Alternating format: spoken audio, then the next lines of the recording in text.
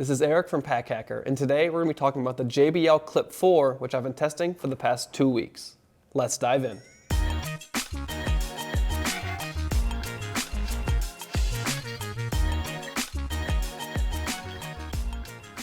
So just kicking things off with the exterior of this little clip speaker, you can see there's like a woven textured material on the exterior of the speaker here. I'm not sure you can really hear that, but it's definitely got like a woven texture to it, and it looks really nice. It kind of has like almost like a basket like look to it, but I promise it's in a good way. Very neat looking. The texture looks nice, and it contrasts nicely with the other things going on with this speaker and the other textures that are going on with the speaker. So we have the JBL logo here, and it's raised up. I'm sure you can see that a little bit. You can feel it, and it's soft plastic. It feels very, very nice to the touch, like almost like not sticky, but that kind of plastic that your finger kind of like sticks to a little bit. And we have the same thing with the buttons here. So we've got the play button, the volume up and the volume down button, and then we've got the power button here and the Bluetooth sync button here. And then on the back, we just have these lines here that are made of that same material. And these are here so the speaker doesn't like slip around too much, especially this is a waterproof speaker. So if it's wet, this kind of sticks to whatever surface that you've stuck it on. So even if you stick it on like a wet counter or something like that, it's not really moving too much. You can see I shook the camera there a little bit trying to show you that, but this sticks to surfaces really well. And this side does actually pretty well too. But if you stick it with this side, you run the risk of hitting these buttons. And these buttons are pretty sensitive in my testing. So are the power button and the Bluetooth button. I put this thing kind of through the ringer. I placed it everywhere, and depending on where you place it, if it's in a pocket or a water bottle pocket or whatever, if you really even just tap that power button just a smidge, it can turn off or on. I just tried to show you that by hitting the button, but it didn't work. But many times it turned off when I didn't want it to, and also turned on when I didn't want it to. And sometimes when I had it somewhere and I was walking or riding my bike or something, all of a sudden the music would stop and I'm just really confused, and then I would realize that something had hit or had been stuck on the volume down button and would bring the volume all the way down. But that was a bit of a tangent from talking about the material on the buttons and the logo in this back here. But the weave I was talking about also contrasts nicely with the smoothness of the clip here. So this part of the clip here has that same feel to it. It's like the plastic that you can kind of, I always want to say sticky. It's not really sticky, but it has a nice like texture to it. It's softer plastic. And then this part here is a harder plastic. It kind of looks like metal. It's not. It's just like a hard plastic. Not sure how well you can hear that, but it does look very nice, and it's like 3 different tones here. So you've got the tone of the clip part and the part that comes around here, and that meets with the metal looking part, that's the hard plastic, and then you've got the weave here that I was talking about before. But this comes in a bunch of different colorways. Since I've been reviewing it and I've been checking the product page, it has actually changed a few times. Things have come in and out of stock, but you've got black, blue, red, pink, camo, and white. And then there are a few others too that have come in and out of stock. So there's definitely something for everyone here, and whatever vibe you're trying to go with, whatever trip you're taking, you can kind of find one that suits your needs. But overall, very happy with how this speaker performed, and I think the biggest thing for me is it looks really nice. Some speakers don't look so nice. I think part of the way they're able to accomplish that is kind of hiding the technical information. Like here we've got some information on the side there that's really hard to see if you're not paying attention. It's got some of the battery information, the no throwaway information. And then on the bottom here, we have more information about JBL. I'll try to show you that. And all of that. I'm not sure you can see those words there, but it says what the speaker is and the address and all that stuff. So they did a really good job designing the speaker. It's very sleek looking, and it performs well. They have on their site that it lasts about 10 hours of music playing. And in my experience, it was a little bit less than that, but I'm typically playing music at the highest volume all the time. Like I've got it set up somewhere, or it's like on my back while I'm riding my bike.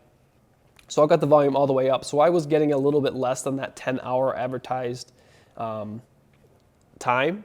So I think that if you were to play it at a more moderate volume, like a normal human, unlike me, you'd probably get that 10 hours.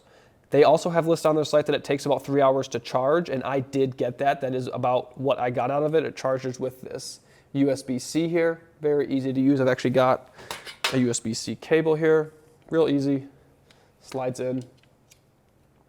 No complaints with that. It stays in pretty well too. You have to kind of give it a bit of a oomph to get it out of there, which I like. I'd rather have it be like that than come out easily.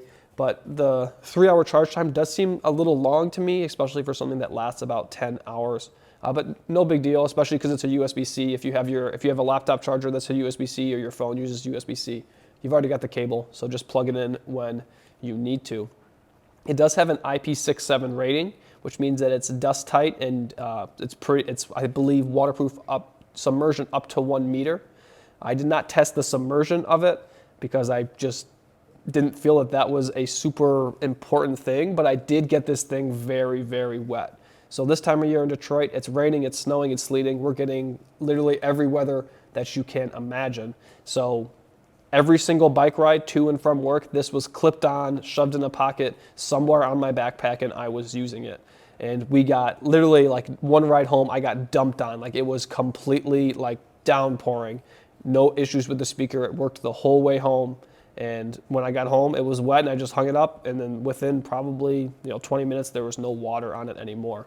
So I had no issues with water, snow, sleet, anything getting in this speaker. And like I said, it wasn't always in the most optimal conditions. Like I shoved this thing in the bottom of a water bottle pocket. So water, I don't know if it did, but it could have been pooling in and the charger's on the bottom.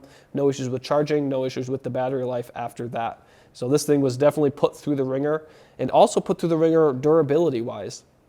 So I dropped this thing a ton of times. You can see there is a nick right here, and I think, yeah, another nick right here. So that hard plastic does get nicked up pretty easily, but if it doesn't bother you, those nicks don't bother you, they don't bother me. I'm just happy that it didn't break. So these nicks actually came from when I was riding my bike and I was trying to shift the speaker like I was being an idiot. I was like actively riding my bike probably 10 miles an hour, and I tried to switch where the speaker was from one place to another.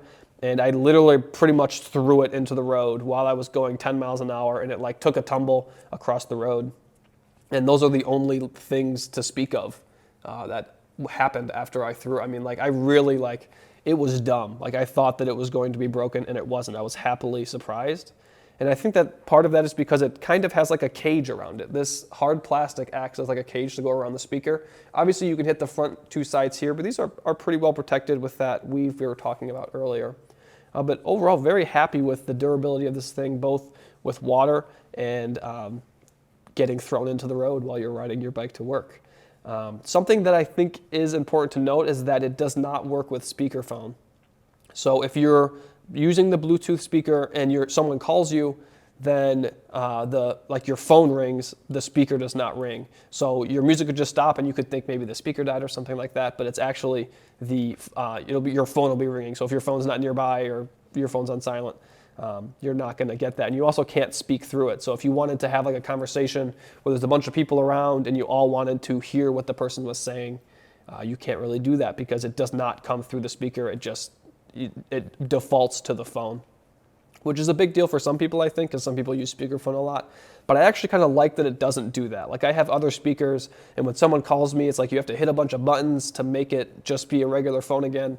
And I don't like that. I'm not a fan of that. So I'm actually happy that this speaker doesn't do that because if my phone's ringing, I want to answer it and I want to talk just up to my ear like you normally would.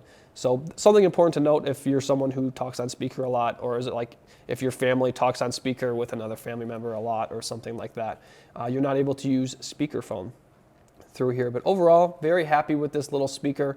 It's very loud for the size that it is. I wanted to compare it to another really popular speaker. This is the Anker Soundcore, which is a very popular speaker that people get on Amazon. It's been on Amazon forever. And just to show you the size difference between these two speakers, obviously the Anker does not have a clip, so you can't clip it onto anything. But it is quite a bit bigger. And I would say that the sound quality is about the same. I might give the edge to the JBL on quality and the edge to the Anker on loudness. But I think they're fairly comparable. But just to show you like the difference in size, and so you can see the JBL in my hand, but to see it compared to another speaker you might own or a speaker you might have seen in the past. So I'll bring that out now. But obviously I haven't talked about this clip too much, but it works as you expect. There's a fair amount of space there to clip it onto things. And it's real easy to use, not too much pressure, and it doesn't come off. I will say that here you can see that it does move a little bit, which worries me about the longevity of it, but I haven't had any issues with it coming off or anything like that. Very, very sturdy clip, and just a handy speaker. You're going to the beach or you like to have music with you all the time. It's a good speaker to have. Like I used 3 different backpacks, and no backpack that I used could I not figure out a way to hook this onto it, whether it's on a strap or on an attachment loop, or there's endless possibilities. In a water bottle pocket, you really can shove this wherever it needs to go. So another thing that I thought was important to note is that I'll just turn it on real quick so you can actually hear the noise it makes when it turns on. And my phone should already be paired, so you'll hear the noise that it makes when it pairs to a device as well. So I'll do that real quick so you can hear it.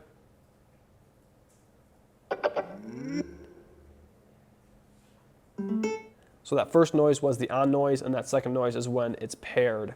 So I can't really show you or let you hear the next part because I don't want this video to get flagged or anything like that. But if you're listening to music and you're listening to it at a moderate volume or even a higher volume, and you want to go to the max, you want to turn it up all the way, whether it's like your favorite song or something like that.